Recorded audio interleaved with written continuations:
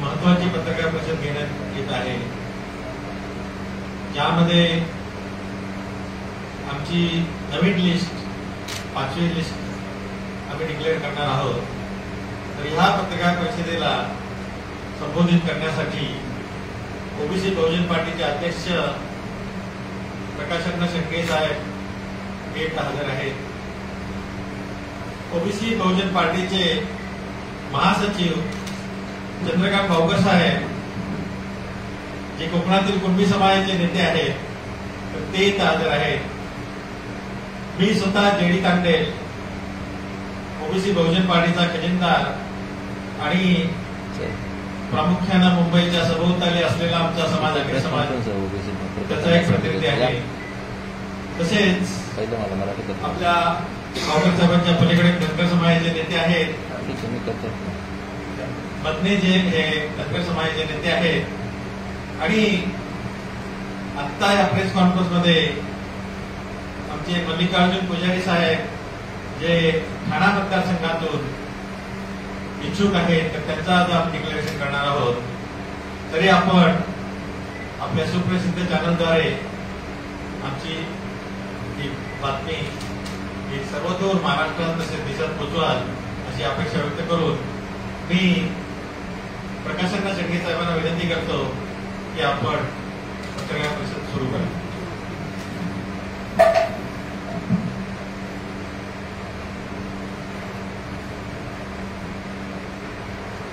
आज ओबीसी बहुजन पार्टीचे 5वी यादी आज आम्ही जाहीर करत आहोत। यापूर्वी आम्ही 13 उमेदवार जे आहेत ते जाहीर केलेले आहेत। आज आम्ही उर्वरित 2 ठिकाणचे उमेदवार आम्ही जाहीर करत आहोत। एक तर ठाणे लोकसभा मतदारसंघातून मल्लिकार्जुन पुजारी, जे आपले धनगर समाजाचे नेते आहेत ठाणे विभागाचे, ते त्या ठिकाणावर लोकसभेची उमेदवारी जे आहेत ते मोठ्या ताकदीनं त्या ठिकाणी त्या लढाईमध्ये उतरणार आहेत। त्यांना मागच्या वेळी सुद्धा त्यावेळी त्यांनी लोकसभा लढवलेली आहे, त्याचा त्यांना अनुभव आहे। त्याचप्रमाणे उत्तर भारतीय जो संघ आहे, अनेक 40-1 लाख त्या ठिकाणी उत्तर भारतीय त्या ठिकाणी ओबीसी जे आहेत, यादव आहेत, पाल आहेत, गडवी आहेत, त्यांचं नेतृत्व ते करत आहेत। आणि अशा प्रकारे एक फार मोठं संघटन जे आहे ते त्यांच्या पाठीमागं त्या संघटनेची ताकद त्यांच्या पाठीमागे उभा आहे। धनगर समाजाची ताकद आहे। नवी मुंबई परिसरामध्ये फार मोठ्या संख्येने ओबीसी आहेत, कामगार वर्ग मोठा आहे आणि त्याच्यामुळं ही लढत जी आहे त्या ठिकाणी जरी प्रस्थापितांच्या विरुद्ध असली, कारण तिथं धनदानगी त्या ठिकाणी उमेदवार आहेत, पण आपले मल्लिकार्जुन पुजारी जे आहेत ते सुद्धा काही कमी नाही आहेत। आणि त्या ठिकाणी पूर्ण ताकदीनं आम्ही ठाणे लोकसभा जी आहे ती त्या ठिकाणी आम्ही मल्लिकार्जुन पुजारी यांच्या उमेदवारामुळे आम्ही त्या ठिकाणी रंगतदार अशी लढत आम्ही घेऊ। दुसरी उमेदवारी अतिशय महत्वाची आहे, शिरूर लोकसभा मतदारसंघ। त्या ठिकाणी एक मुस्लिम समाजाचे नेते श्री असलम इसाक बागवान यांची उमेदवारी आम्ही जाहीर करत आहे। वास्तविकता आमच्या यावेळीच्या यादीमध्ये आम्ही एका चळवळीतील एका मुस्लिम नेत्याचा आम्ही शोध घेत होतो आणि तो शोध आमचा त्या ठिकाणी थांबला आणि असलम बागवान जे आहेत याची उमेदवारी आम्ही शिरूरमध्ये आम्ही डिक्लेअर करत आहोत। त्या ठिकाणी मुस्लिम समाजाची मोठी लोकसंख्या त्या ठिकाणी आहे, या मतदारसंघामध्ये आहे। आणि त्या ठिकाणी ओबीसीची लोकसंख्या सुद्धा जी आहे ती सुद्धा जवळपास 60% त्या ठिकाणी ओबीसीची लोकसंख्या आहे। धनगर समाज मोठ्या संख्येने आहे। आणि असलम बागवान जे आहेत यांच्या बाबतीत सांगायचं झालं तर त्या ठिकाणी हे असलम बागवान जे आहे जरी मुस्लिम असतील तरी एक संविधान तज्ञ आहेत। अनेक मदरशांच्या मध्ये जसं कुराणाचे धडे दिले जातात, हे इसाक बागवान जे आहेत ते अनेक मदरशांच्या मध्ये संविधानाचे जे धडे त्या मुलांना, मुस्लिम मुलांना ते धडे देत आहेत। आणि अशा प्रकारे चळवळीतला एक नेता जो आहे, मुस्लिम समाजाचा एक आगळावेगळा नेता जो आहे, तो या निमित्तानं या लोकसभेमध्ये आमच्या ओबीसी बहुजन पार्टीतर्फे आज त्या ठिकाणी मोठ्या ताकदीनं ते लढवणार आहेत। पुण्यातील हडपसर भागामध्ये, हडपसर विधानसभा मतदारसंघ त्या ठिकाणी जवळपास 1 लाखाच्या आसपास मुस्लिम समाजाचं मतदान आहे आणि त्यामुळं उर्वरित हे बघितलं जवळपास 2.5 ते 3 लाख मतदान जे आहे ते मुस्लिम समाजाचं आहे, मोठ्या संख्येनं ओबीसीचं आहे. त्यामुळं अस्लम बागवाल सुद्धा आहे, असा एक तरफदार असे नेतृत्व जे मुस्लिम समाजाचं आहे ते आमच्या पक्षामध्ये आज उमेदवारी लढवत आहे. त्याचा आम्हाला जास्त अभिमान आहे. अशा प्रकारे आमचे 15 उमेदवार आमचे उमेदवारीसाठी फायनल झालेले आहेत. आज अतिशय महत्वाची या प्रेसला अतिशय महत्वाचा विषय म्हणजे आमच्या ओबीसी बहुजन पार्टीचा आम्ही जाहीरनामा जो आहे तो आज या ठिकाणी आम्ही जाहीर करत आहोत.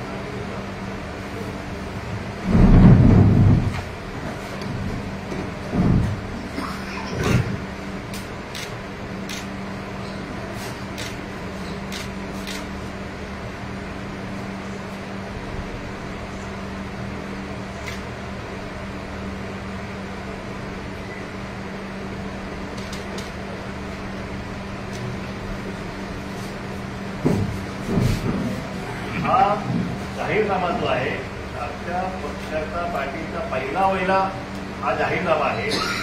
आणि याचं वैशिष्ट्य म्हणजे या महाराष्ट्राच्या इतिहासामध्ये पहिल्यांदा सामाजिक न्यायाच्या बेसवरती मूलभूत आधारांच्या वरती हा आमचा जाहीरनामा जो आहे तो आम्ही प्रसिद्ध करत आहोत.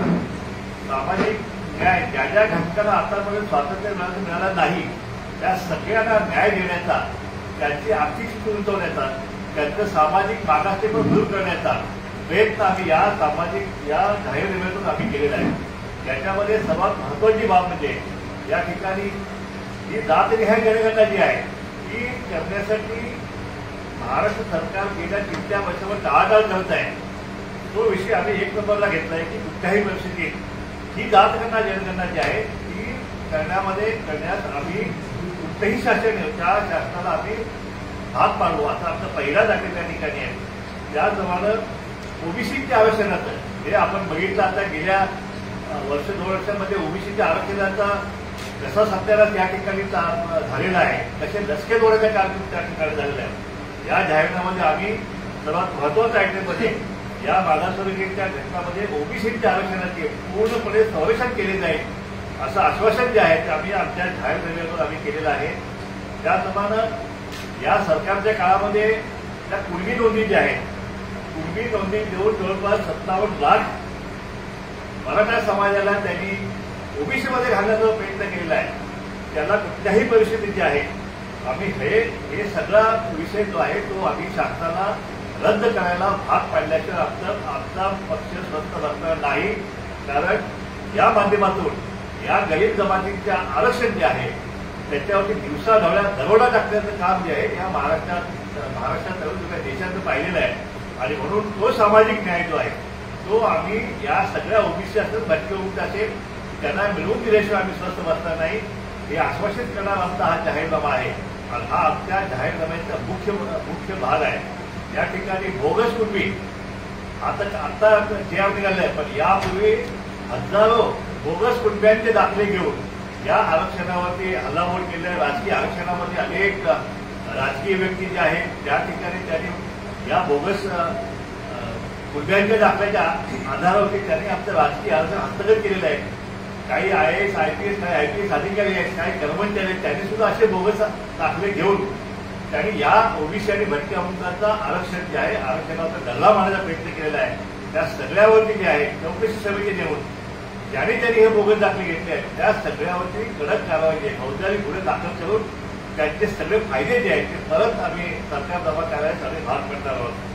त्याचप्रमाणे मराठा कुणबी मराठा असं जो काही 2004 सालचा जो GR आहे तो सुद्धा शासकीय GR जो आहे तो आम्ही सरकारला आम्ही रद्द करण्यासाठी आम्ही भाग पडणार आहोत. त्याचप्रमाणे आतापर्यंतच्या निधीमध्ये ओबीसी आणि भटके मुक्त आणि दलितांसाठी अगदी 1% किंवा 3% फक्त आर्थिक तरतूद त्या ठिकाणी करण्यात आलेली आहे. आणि अशा प्रकारे आमच्या हक्काचा वाटा जो या महाराष्ट्राच्या निधीमध्ये आहे त्याच्यावर सुद्धा हा देश स्वतंत्र झाल्यापासून आमच्या हक्काच्या निधीवर सुद्धा दल्ला मारण्याचं काम झालेलं आहे. त्यामुळं इथून पुढे जे आहे आमच्या पक्षातर्फे हा निधी जो आहे प्रत्येक समाजाला त्याच्या संख्येच्या प्रमाणात जो आहे त्यांच्या विकास कामावरती तो निधी खर्च केला जाईल अशी तरतूद करायला आम्ही भाग पडणार आहोत. त्याप्रमाणे आमचा नोकऱ्यांचा अनुशेष आहे. जवळपास 2.5 लाख नोकऱ्यांचा अनुशेष या महाराष्ट्रामध्ये आहे. तो नोकऱ्यांचा मागासवर्गीय असेल, ओबीसी, भटक्यामुक्तांचा, त्यानंतर मुस्लिम ओबीसीचा जो आहे हा बॅकलॉग जो आहे तो जवळपास 2.5 लाख नोकऱ्यांचा आहे. त्यामुळे तो जो आमचा बॅकलॉग आहे तो ताबडतोब भरण्यासाठी सुद्धा आमच्या पक्षातर्फे या ठिकाणी केंद्र शासन असेल किंवा महाराष्ट्र शासन असेल त्यांच्याकडून या नोकऱ्या ताबडतोब भरण्यासाठी प्रचंड दबाव आणून त्याचं अंमलबजावणी करण्यासाठी आम्ही भाग पडणार आहोत. त्याचप्रमाणे क्रिव्हिलेजची अट जी आहे, SC STला क्रिव्हिलेज नाही, पण ह्या ओबीसी आणि भटक्यामुक्त आहे त्यांना मात्र क्रिव्हिलेजची अट लावलेली आहे. ही क्रिव्हिलेजची अट जी आहे ती सुद्धा रद्द करण्यासाठी आम्ही शासन दरबारी आम्ही आवाज उठवणार आहोत. त्याचप्रमाणे इदाते कमिशन जे आहे भटक्यामुक्तांसाठी या शासनानं, केंद्र शासनानं इदाते कमिशन नेमलं, पण कमिशन नेमलं त्याच्या शिफारशी झाल्या, पण त्या शिफारशी आज सगळ्यात लागू केलेल्या नाही. इदाते कमिशनच्या शिफारशी लागू करून भटक्यामुक्तांच्या आयुष्यामध्ये आम्ही एक सोनेरी पर्व जे आहे ते आम्ही निर्माण केल्याशिवाय आम्ही जाणार नाही. त्याचप्रमाणे खाजगी उद्योग व्यवसायाचे आरक्षण, खाजगी उद्योगांच्या मध्ये सुद्धा हे मागासवर्गीयचं आरक्षण जे आहे त्याचं धोरण जे आहे आजपर्यंत कुठल्याच सरकारनं त्याचा प्रयत्न केलेला नाही.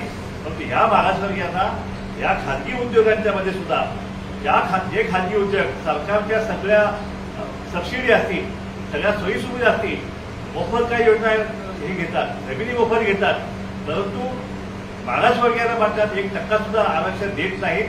अशा प्रकारे जे कोणी हे उद्योगधंदे जे सरकारी योजनावरती अवलंबून असतात, सरकारी अनुदानावरती अवलंबून आहेत, सोयीसुविधा अवलंबून त्यांनी सगळ्यांनी कंपल्सरी कुठल्याही आरक्षणाचं धोरण जे आहे त्या ठिकाणी राबवलं गेलं पाहिजे. हे सुद्धा आम्ही आमच्या जाहीरनाम्यातून आम्ही या सगळ्या समाजाला आश्वासन आम्ही केलेलं आहे.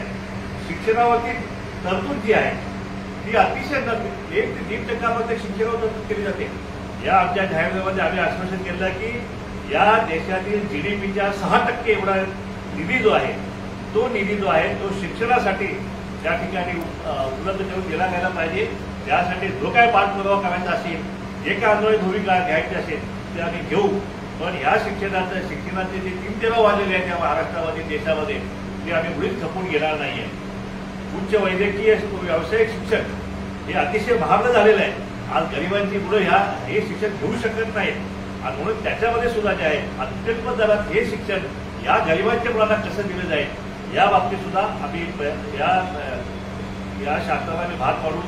त्याचप्रमाणे जी वसतिगृह जी आहे, आज आम्ही गेल्या 4 वर्षापासून वसतिगृहासाठी आम्ही धावपळ बोलत आहे, पण एकही वसतिगृह आज मितीला आमच्या ओबीसीसाठी या ठिकाणी झालेलं नाहीये.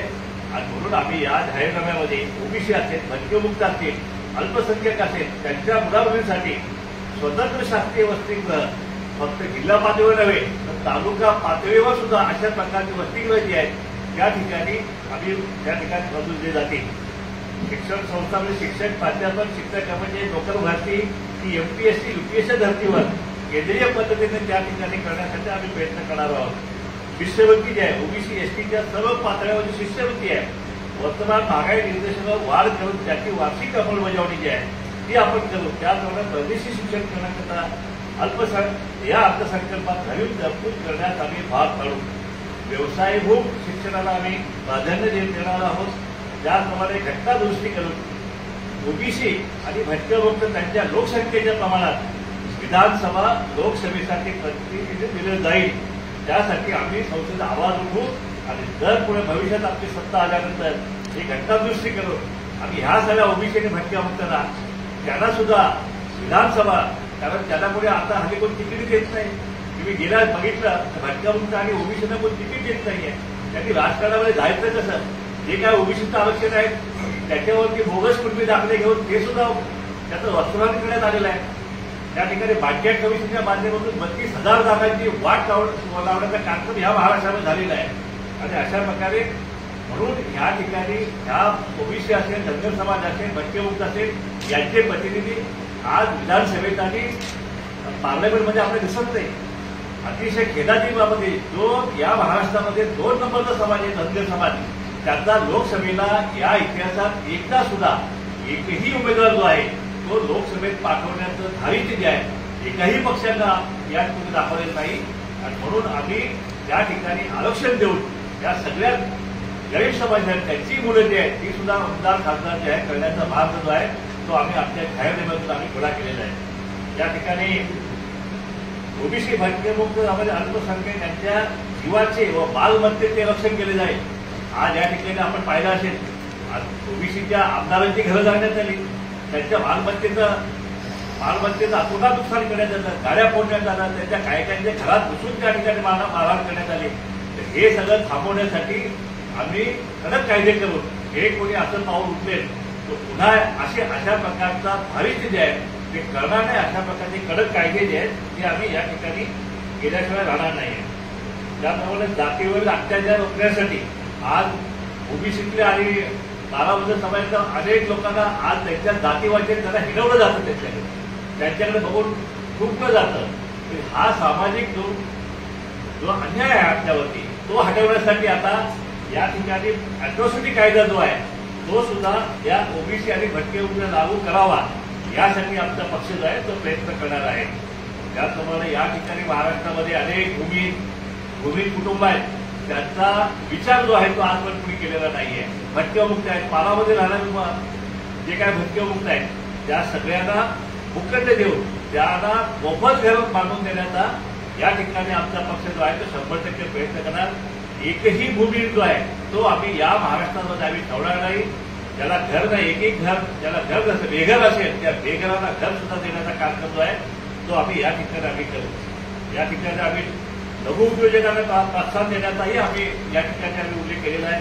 त्याचप्रमाणे या ठिकाणी सरकारी उद्योजकांचे खाजगीकरण जे सुरू आहे ते खाजगीकरण आणि कंत्राटीकरण जे आहे, आता हल्ली बघितलं असेल आपण तलाठी भरती सुद्धा खाजगीकरण, पोलीस भरती सुद्धा जी आहे कंत्राटीवर चालण्याचा प्रयत्न झाला. हे अशा प्रकारे ह्या सगळ्या त्याला आम्ही आळा घालण्याचं काम करू आणि 100% हे खाजगीकरण थांबवून हे सगळे प्रकार पोलीस डिपार्टमेंट असेल, शासकीय उपक्रम असेल त्या ठिकाणी आरक्षणाच्या धोरणानुसार हे सगळे प्रकल्प जे आहेत सगळी योजना आहेत त्याप्रमाणे राबवले जातील. खाजगी उद्योगाचं कामगार वर्गाचे वेतन, महागाई भत्ता, कामाचे तास कायद्याच्या कक्षेत आणून त्यांना किमान सुरक्षा जी आहे त्यावर जीवनाची हमी त्या ठिकाणी दिली जाईल. सरकारी कर्मचाऱ्यांसाठी जुनी पेन्शन योजना लागू करण्यासाठी आम्ही प्रयत्नशील राहू. त्याचप्रमाणे केंद्र सरकार व राज्य सरकारमधील केंद्राच्या असणाऱ्या अनेक रिक्त पदांचा त्या ठिकाणी अनुशेष आहे तो सुद्धा आम्ही भरण्यासाठी पार्लमेंटमध्ये आम्ही आवाज उठवण्याचा राहणार नाहीये. शासकीय निमशासकीय असे अनेक प्रकल्प खाजगी भांडवलदारांना कवडी मोल भावाने विकण्याचा सरळ धंदा या ठिकाणी चालू आहे. त्याप्रमाणे हे संपूर्ण मनाई करणारं विधेयक जे आहे ते विधेयक आम्ही आणू आणि संपूर्ण या सरकारी जे उपक्रम असेल, ज्या जमिनी असतील या सगळ्यांचं संरक्षण जे आहे त्या करण्याचं आम्ही काम करू. या ठिकाणी शेतकऱ्यांसाठी कर्जमाफी पासून ते कर्जमुक्तीपर्यंत हा कार्यक्रम आम्ही राबवू.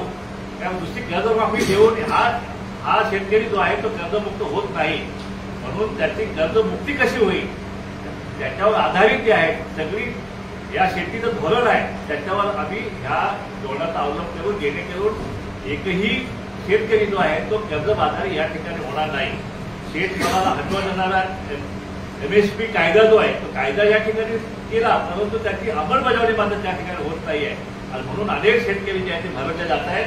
त्यामुळं शेतमालाला हमीभाव देणारा MSP कायदा जो आहे तो प्रभावीपणे या ठिकाणी आम्ही राबवून त्याप्रमाणे उत्पादन खर्चात कपात आणि संस्थात्मक पतपुरवठ्याची हमी या शेतकऱ्यांना आम्ही या ठिकाणी देत आहोत.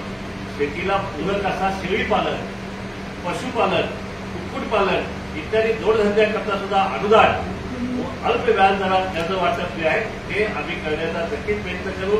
या ठिकाणी शेळ्या मेंढ्यांसाठी आज सराय कोणाला कुठलाही व्यवस्था या ठिकाणी नाहीये.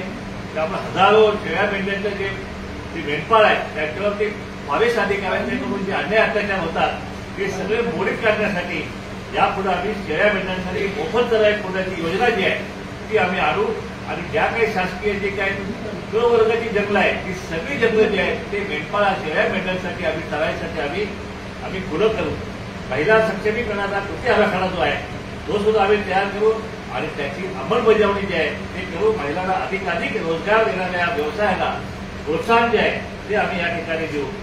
या ठिकाणी आमच्या या जाहीरनाम्याच्या मार्फत आम्ही नागरिकांना उत्तम आरोग्य व सुविधांच्या हक्कासाठी कायदा करणे, तालुका पातळीवर सक्षम व सर्व सोयीयुक्त असे सुपर स्पेशालिटी सार्वजनिक रुग्णालय उभारणे आणि खाजगी रुग्णालयाच्या माध्यमातून प्रत्येक नागरिकाला मोफत रोग निदान, बाह्य रुग्णसेवा, मोफत औषधं आणि रुग्णालयात भरती करून मोफत उपचारांची व शस्त्रक्रियांची हमी या ठिकाणी दिली जाईल.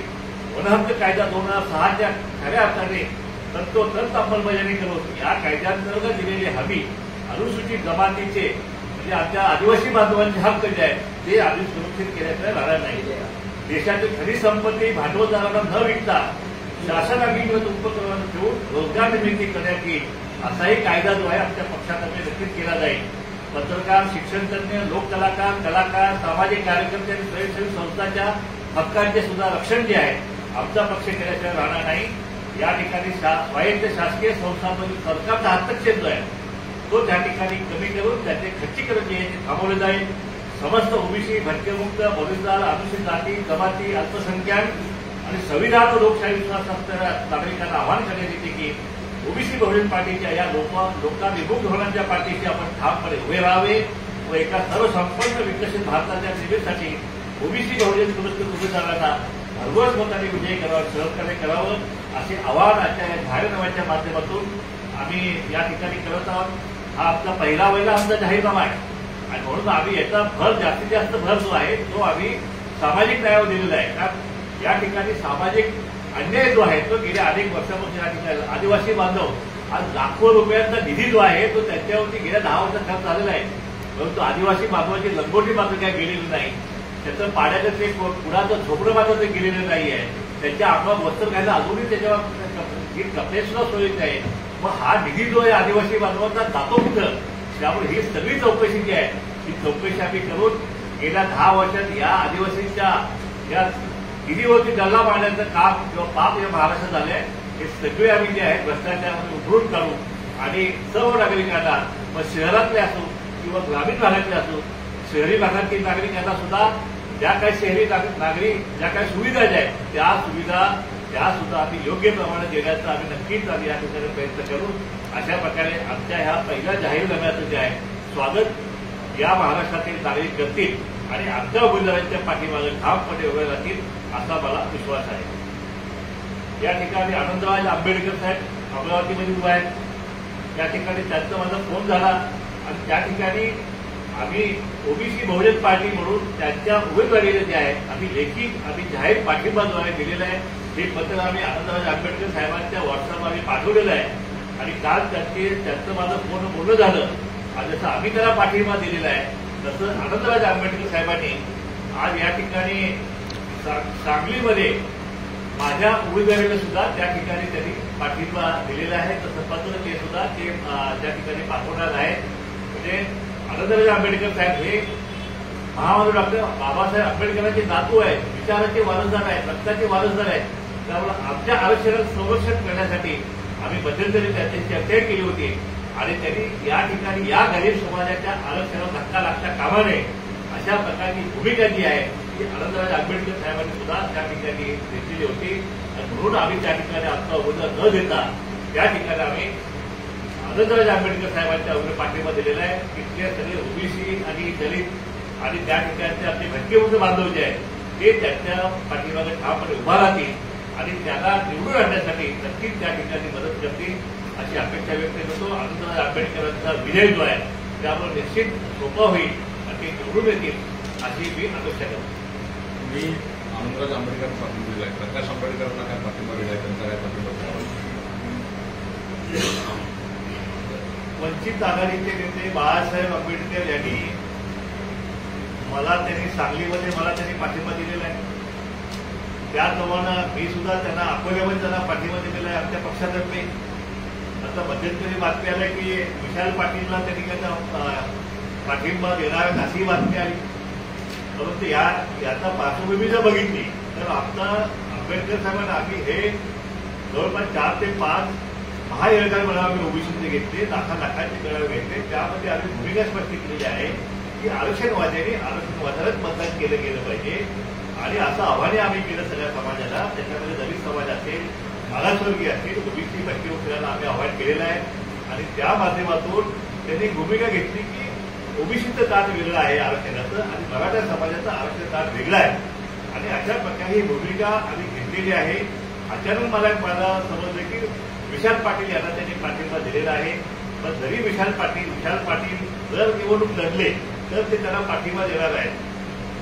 आता तो पाठिंबा जो आहे त्याला द्यायचा, त्याला माझा पाठिंबा काढावा लागणार आहे. माझा पाठिंबा जरी काढला त्यांनी, पण डॉक्टर बाबासाहेब आंबेडकर या महामानवाचे ते नातू आहेत. आमच्या आरक्षणाच्या चळवळीचे ते एक आमचे प्रेरणास्थान आहे आणि ते बाबासाहेबांचे विचाराचे वारसदार आहेत. आणि त्यामुळं जरी एका ओबीसी नेत्याचा पाठिंबा त्यांनी काढला आणि मराठा समाजाच्या एका विशाल पाटीलला ह्याला जरी त्याला पाठिंबा दिला तरी सुद्धा आम्ही दिलेला शब्द जो आहे तो आम्ही पाळणार आहोत. अकोल्यामध्ये आमचा पाठिंबा जो आहे तो त्यांना कायम राहील. अशा प्रकारे या ठिकाणी मी घोषणा करतो आणि अजूनही अपेक्षा करतो की बाळासाहेब आंबेडकर जे आहे ते माझ्या पाठीमागं या माझ्या उमेदवारी मागे ठामपणे उभे राहतील अशी अपेक्षा या ठिकाणी त्यांच्याकडून व्यक्त करतो. कारण ही भूमिका जी आहे ही भूमिका आम्ही एकत्रितपणे घेतलेली आहे. या भूमिकेशी आम्ही ठामपणे आहोत. ते सुद्धा त्या भूमिकेशी ठामपणे राहतील अशा प्रकारची अपेक्षा या ठिकाणी मी व्यक्त करतो. तुम्ही ठाम आहात भूमिकेवरती आहात. प्रकाश आंबेडकर भूमिका बोलत असणं होते त्याला पाठिंबा दिला, आता विशाल पाटलांना दिला, कारण महाविकास आघाडी सुद्धा आताच आरोप असं आहे की त्यांनी माझी उमेदवारी स्वतःहून त्यांनी त्या ठिकाणी पाठिंबा आपल्या माध्यमातून दिला आणि त्यावेळी ताबडतोब आमच्या पक्षाचे सुद्धा नेत्यांनी सगळ्यांनी म्हणून आम्ही कोर कमिटी निर्णय घेतला आणि बाळासाहेब आंबेडकरांच्या उमेदवार आम्ही पाठिंबा दिला. आता त्याच्यानंतर जर काही भूमिकेत बदल केला असेल तर मला माहिती आहे, पण विशाल पाटलांच्या उमेदवारांना त्यांनी समर्थन दिलेलं आहे.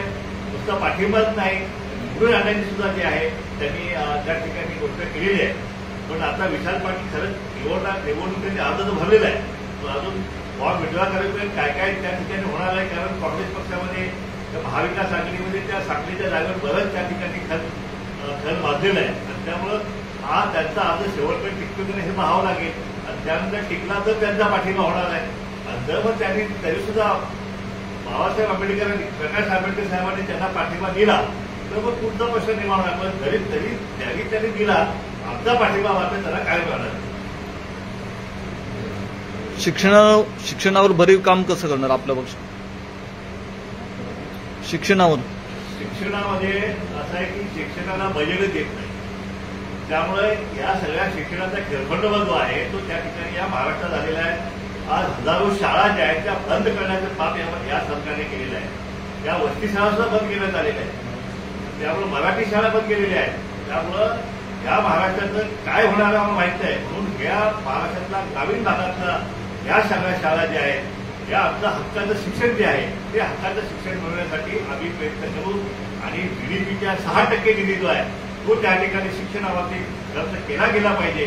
अशा प्रकारची मागणी आम्ही महाराष्ट्रात लावून धरू तर देशभर सुद्धा ही मागणी आम्ही लावून धरू. त्याचा आणखी कोणाचं पाठिंबा घेतलाय का? जसं महायुती, महाविकास आघाडी असं मोठी जी आघाडी आहे त्यांचा कोणाचा पाठिंबा आहे का? तेव्हा प्रस्थापित पक्ष जे आहे त्याच्यामध्ये राष्ट्रवादी पक्ष आहे, त्याचे 2 भाग झालेले आहेत, 2 तुकडे झालेले आहेत. शिवसेनेचे 2 तुकडे झालेले आहेत. काँग्रेस त्यांना उमेदवारीसाठी सुद्धा भटकावं लागत आहे. जी भाजप आहे ती जरांगीने अवधी पलावाच्या मानसिकतेत घालवलेले आहे. पण अशा लोकांचा पाठिंबा घेऊन आम्ही करू काय? आम्हाला याच्या कुणाच्या पाठिंब्याची आम्हाला आवश्यकता नाहीये. कारण ओबीसीचं मतदान जे आहे भटक्यामुक्तचं मतदान हे 7% आहे. त्याच्यामध्ये जर मुस्लिम ओबीसी आणि जर मागासवर्गीयांची भर म्हणजे तर आम्ही 80% जातो. त्यामुळे आमची जी वोट बँक जी आहे आमची मतपेटी भरलेली आहे. आमची धनपेटी नक्कीच खाली आहे आमची. कारण आमच्याकडे कारखाने नाहीत, आमच्या सुविधा नाहीत, आमचे उद्योगधंदे नाही, बँका नाहीये, काही नाही आहे. आमचं रिकामा पॉकेट आमचं रिकामा आहे, किस्सा रिकामा आहे. पण किस्सा जरी रिकामा असला तर आमचा मतपेटी मात्र जी आहे ही आपली नक्कीच आम्ही भरलेली असेल. ज्या दिवशी हे मतदान आहे त्या दिवशी ओबीसी, भटकेमुक्त आणि मागासवर्गीय मतं जी आहेत ते आरक्षणवाद्यांनाच मिळणार आहे. आणि म्हणून आमचे उमेदवार जे आहे ते 100% निवडून यात कुठलीही शंका नाही. 15 उमेदवार आहे. कुठल्या मतदारसंघात तुमची प्रचारात तेव्हा आमच्या सगळ्यात कडवी भूल जी आहे ती बारामती लोकसभा मतदारसंघामध्ये आहे. त्या ठिकाणी आमचे महेश भागवतजी जे आहेत 2 प्रस्थापित उमेदवार त्या ठिकाणी आहेत. ननंद भाऊजाची लढत त्या ठिकाणी होत आहे. पवार कुटुंबाची 2 सदस्य त्या ठिकाणी लढत आहेत.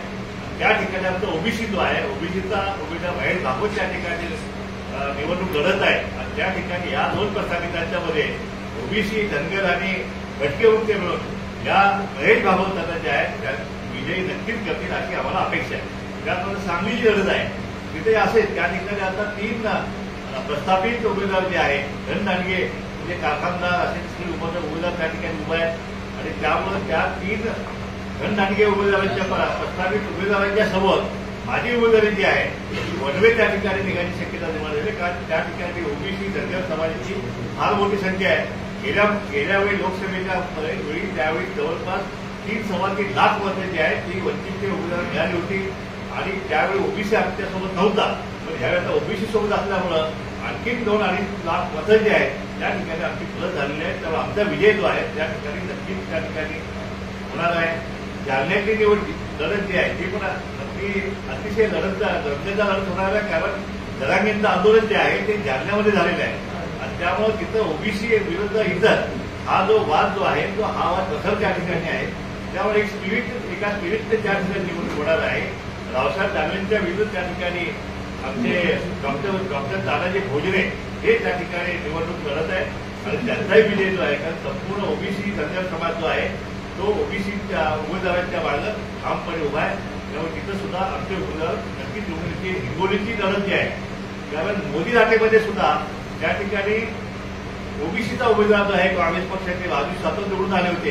आणि त्या हिंगोलीमध्ये त्या ठिकाणी आमचे उमेदवार जे आहेत ते अॅडव्होकेट रवी शिंदे जे आहेत ते ओबीसी बहुजन पक्षातर्फे निवडून लढत आहे.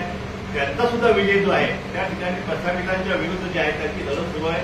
त्यांचा सुद्धा विजय नक्कीच आम्ही समजतोय.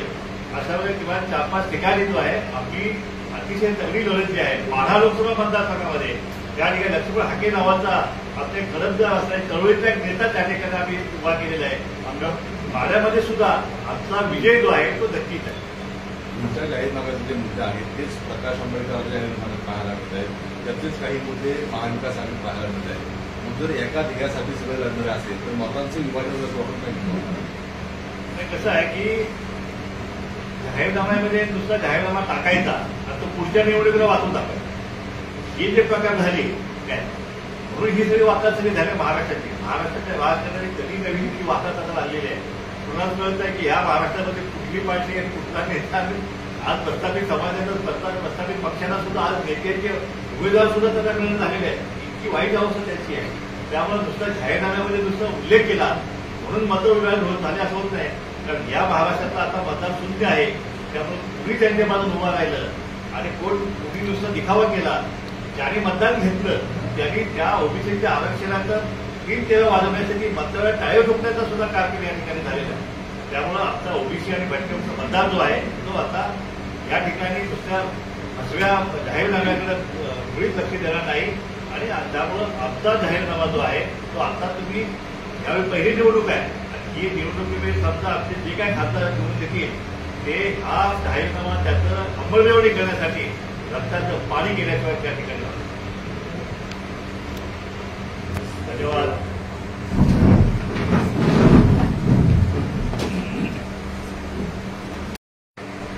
एक महत्वाची पत्रकार परिषद घेण्यात येत आहे ज्यामध्ये आमची नवीन लिस्ट 5वी लिस्ट आम्ही डिक्लेअर करणार आहोत.